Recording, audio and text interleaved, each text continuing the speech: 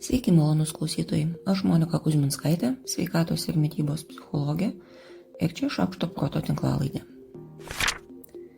William Irwin Geras gyvenimas pagal senovės stoikus. Knyga, kurią skaitydama linksiu galvą ne mažiau negu praėjusių dienų metalo koncertuose. Kas blogiausio gali nutikti? Ko negalite kontroliuoti ir ką galite? Kokios mintys kyla? Ar prisimenat, kad mintis irgi yra mąstymo produktas ir ji nebūtinai yra teisinga? Net tai nėra mano išradimas ir net ne kognityvinės elgesio terapijos. Kaip gerai jaustis, mes žinome ir mokomės jau, sakykime, senokai. Kokius 2000 metų. Kalbu apie stoikus. Tai nėra nei nauja, nei vienintelė knyga apie šią filosofiją, bet tai puikiai ir šiuolaikinė apžvalga. Pasidalinsiu skyriais nieko daugiau nepasakodama. Fatalizmas, atsisakymas, pareiga, socialiniai ryšiai, įžeidimai, sielvartas, pyktis, asmeninės vertybės, tremtis, čia apie gyvenimą užsienyje, senatvė ir mirtis. Tikrai labai mažai skiriasi nuo konsultacijose kasdien girdimų klausimų. Linkiu Jums gero skaitimo, taikos ir ramybės. Visiškai taip, kaip palinkėtų stoikai. Kadangi šią savaitę buvo Kalėdos, tai keletas įrašų skirtų būtent šventiniam periodam ir tikiu, kad jie padės ir kitų švenčių metu. Žinau, kad kažkam prireiks. Viskas gerai, jeigu per šventes nėra šventiškos nuotaikos. Jūs neprivalot jos turėti tik dėl to, kad tokia diena kalendorijoje. Darykite tai, kas jums dabar geriausia. Viskas gerai, jeigu jums nejauku, nesmagu ir nepoilsi susitikti su artimaisiais. Per šventes niekieno charakteris stebuklingai nepasikeičia, neskubėkit nertis iš kailio ar graužtis.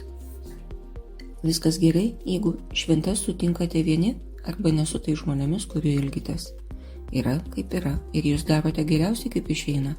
Ir jeigu neišeina tiksliai taip, kaip norisi, tai dar nereiškia, kad nepakankamai pasistengėt. Jūs nesat visagaliai ir ne viskas jūsų rankose. Tai nereiškia, kad kažkas yra negerai. Tai taip pat nereiškia, kad nėra visiškai nieko gero. Jei laiką leidžiat apgailestaudami, ilgėdamėsi, pykdami, be abejo taip ir jausitės. Bet gal galit pradėti lenkti pirštus ir apie tai, kad šiuo metu yra gerai, nepaisant visko. Net jeigu reikės pradėti nuo paprastų dalykų. Kvėpuoju, matau, galiu pakelti rankas. Nelaukit laimės iš ten, kur jos jau žinot, kad nėra.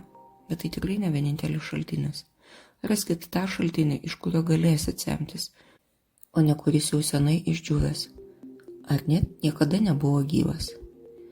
Viskas gerai, jei jums šio teksto nereikia. Tai nereiškia, kad nereikia kitiem, kad kiti nesistengia, ar kad kažkas su kitais negerai. Tegul lieka tas stalas nenuvalytas. Tegul lieka tas pyragas neparagautas. Tegul lieka tie šaukštai neištraukti, tegul kažkas lieka nepadėkojęs, tegul kažkas neatsako jūsų sveikinimą, tegul kažkas šypsosi tik tiek, kiek gaunasi, o ne tiek, kiek atrodo mandagu. Tegul lauke būna ne tiek sniego, ne taip šalta, ne taip šlapia ir ne taip šviesu. Tegul būna erdvės mažam apkabinimui, šiltai šypsenai, minkštam apklotui ir popiečio miegui, jeigu taip norisi. Tegul būna ir prie žygio į mišką su žvarbimui ir kapsinčiai tylai, jeigu taip norisi. Tegul būna laiko visai dienai su filmais, ar visiškai be ekranų.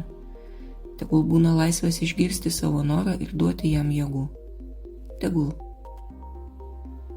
Tegul taika ir ramybė būna ne tik palinkėjime, bet iš tiesų išpakuota, paragauta, padalinta ir padovanota, kaip ir turėtų būti per šventes. Tegul šventės būna ne darbas, ne pareiga, ne neišvengiamybė, o taikos ir ramybės akimirka, kai išnyri virš debesų ir pamatai skaistų dangų. Su šventėm.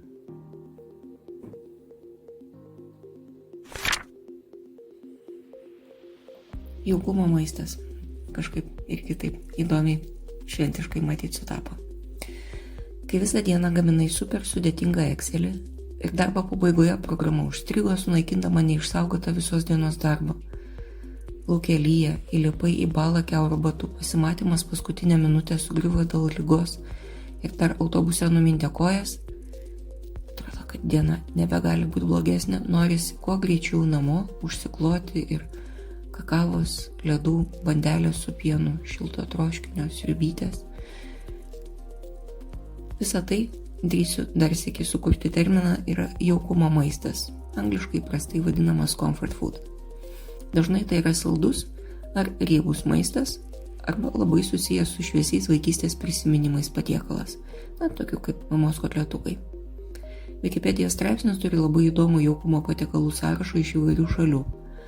Lietuvos ten nėra, bet gal tyrėjai galėtumėm susivienyti ir pridėti savo indėlį taip pat. Maistas nekalba, neapkabina, neišsprendžia problemų, stebuklingai nieko neišsprendžia šiaip jau. Bet daugybė žmonių vis tiek jos siekia ištikus mažesnį ar didesnį bėdai. Toks problemų sprendimo ar greičiau jų neigimo būdas gali būti viena iš labai rimtų nutukimo priežasčių. Akimirkai ištinkanti gera savijauta atidėjus problemų sprendimą ilgainiui tampa refleksu. Tokiu pat kaip pas Pavlovo šunis. Už atidėliojimą žmogus save paskatina skanėstu. Nuolatinis stresas veikia organizme dvejopai. Skatina valgyti daugiau jaukumo maisto ir skatina riebalų kaupimąsi pilvo srityje. Todėl toks raminimosi būdas visada turės dvejopą efektą. Vyrai, ieškodami jaukumo maisto, dažniau renkasi sotų tirštą maistą, o moteris ir jaunesni žmonės užkandžius ir saldumynus. Vyrai jaukumo maistą valgo tada, kai jaučiasi gerai, moteris, kai jaučiasi blogai. Nors taip pavalgius, moterų buvusi neigiama savijauta ir pagerėja, bet jį pakeičia sustiprėjęs kaltės jausmas. Jaukumo maistas mažina patiriamą vienatvės jausmą, veikia kaip socialinis surogatas, įkūnija siekiamą pojūtį, žmonės realiai patiria jaukumą. Todėl sultinys, gaunasi, yra iš tiesų naudingas sielai. Angliškai populiaru sakyti chicken soup for the soul pagal vieną garsią knygą. Na ką, tai linkiu, kad kai sekantį kartą į savo problemą žiūrėsite pro spurgos skylę, neužmirškit pakeliui tų problemų ir spręsti. Ir viskas bus tikrai gerai. Suvokimas yra įdomus dalykas ir labai vaisinga dirba įvairiom manipuliacijom, tame tarpe be jokios abejonės ir naudingom. Pavyzdžiui, paklausius malonios teigiamos muzikos, arbata atrodo saldesnė, negu paklausius neutralios. Jei arbatos pakelis nudažytas malonė teigiama spalva, arbata irgi atrodys saldesnė. Jei ir muzika, ir spalva veikia kartu ir yra vienodo modalumo, tai yra abi teigiamos arba abi neigiamos, tai arbata atrodo dar saldesnė. Čia matyt labai atsargiai reikėtų išsivynioti išvadą, kad vis tik emocijos intensyvumas, o ne vien pati emocija sustiprina suvokimą. Keletas pavyzdžių, kurie rodo, kad su suvokimu tikrai nėra viskas taip paprasta. Muzika su aukštais garsais yra labiau asocijuojama su saldumu ir rūgštumu, su žemais garsais asocijuojama su kartumu. Greita muzika saldi, sunkiai ir stipri muzika siejama su intensyvesniu skoniu. Raudonas maistas suvokiamas kaip saldesnis, o baltas kaip sūresnis. Espreso iš rožinio puodelio atrodo saldesnis negu iš balto puodelio, o kakava atrodo saldesnė, jei ją geriam iš kreminės spalvos puodelio, o ne iš raudono ar oranžinio. Todėl apie raudoną nereikėtų skubėti daryti išvadų.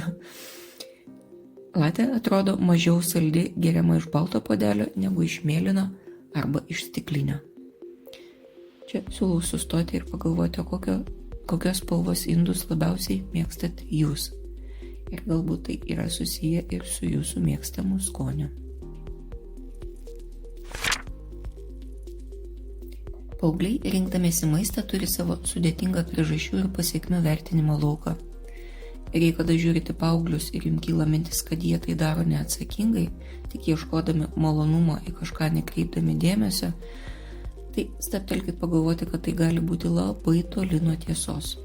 Juk kito žmogaus minčių neskaito niekas. Šiame tyrime apibendrintos išvados rodo, kad rinkdamiesi maistą paaugliai patiria sudėtingą vidinių derybų procesą, tam, kad sumažintų patiriamą kaltės jausmą ir patiriamą socialinį spaudimą. Jei su socialiniu spaudimu maždaug aišku, nes paaugliai turi savo nemažesnį, ką žmonės pasakys, tai kaltės jausmas turbūt mažiau aišku. Kaltės jausmas paauglius apima dėl to, kad jie valgo nesveikai, švaisto maistą arba leidžia ar švaisto pinigus maistui. Jie taip galvoja apie savo elgesį ir bando šias problemas spręsti. Tai turbūt reikėtų daryti išvadą, kad jie ne tik viską girdi, bet dar ir prasmingai mąsto apie tai.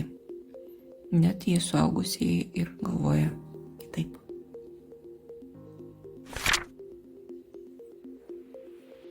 Na ką, neneigsime realybės. Šį savaitgalį daug žmonių imsis formuluoti ir skelbti, ir labiau skelbti, savo naujų metų tikslus. Ir iki maždaug 3 metų savaitės dauguma jų bus jau pamesti.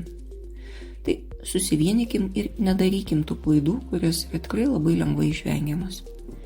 Pirma, formuluokim tikslus konkrečiai. Tegul mintis prasideda nuo daugiau sportuosiu, bet galutinė tikslo formuluotė turėtų būti tokia, kokią galite įsirašyti į savo kalendorių. Eisiu į sporto klubą linksmasis sportbatis antradieniais ir ketvirtadieniais pakeliui iš darbo į namus nuo 18 valandos. Beje, kalendorius tikrai labai padėtų. Turėkit ir naudokit kalendorių, popierinį ar elektroninį. Antra, formuluokim pasiekiamus tikslus. Nežadėkit savo nubėgti maratoną, jeigu nenubėgat ir kilometro. Dalinkit tikslo siekimo veiklą etapais. Ir pirmas etapas jums turi būti toks pasiekiamas, kad beveik garantuotai vykdomas. Kai pasieksit, imkite didesnį tikslą, bet ir jis turi būti pasiekiamas.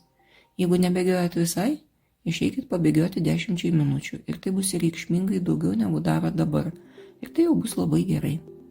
Taip mes visi norim padaryti labai daug per labai mažą laiko tarpą.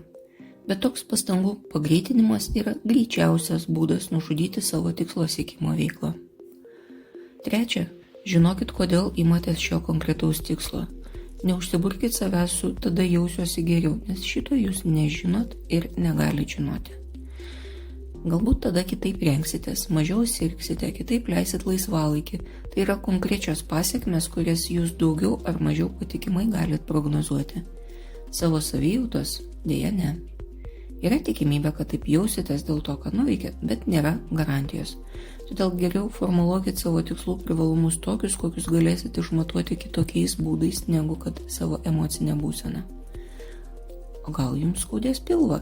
Ir nepaisant nei nuoseklaus sportavimo, nei nubėgtų kilometrų, jūs vis tiek nesijausit gerai. Ir visai ne dėl to, kad nieko nepasiekėt. Sėkmės planuojant tikslus, jei to imsitės. Sakau jei, nes ir metų pabaigoje nepaskelbus jokių didingų tikslų, metai vis tiek gali būti puikus. Naują tikslą suformuluoti ir pradėti jo siekti galite bet kada. Žinau, netikėta, bet garantuotai veikia. Šiai savaitei ir šiems metams. Tiek. Aš Monika Kuzminskaitė, sveikatos ir mitybos psichologė, padedu spręsti kasdienius ir sudėtingus elgesio, mąstymo ir emocijų klausimus. Rašau, skaitau paskaitas, teikiu psichologinės konsultacijas.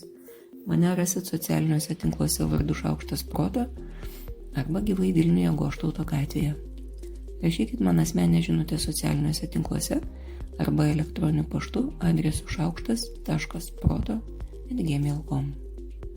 Taikos ir ramybės.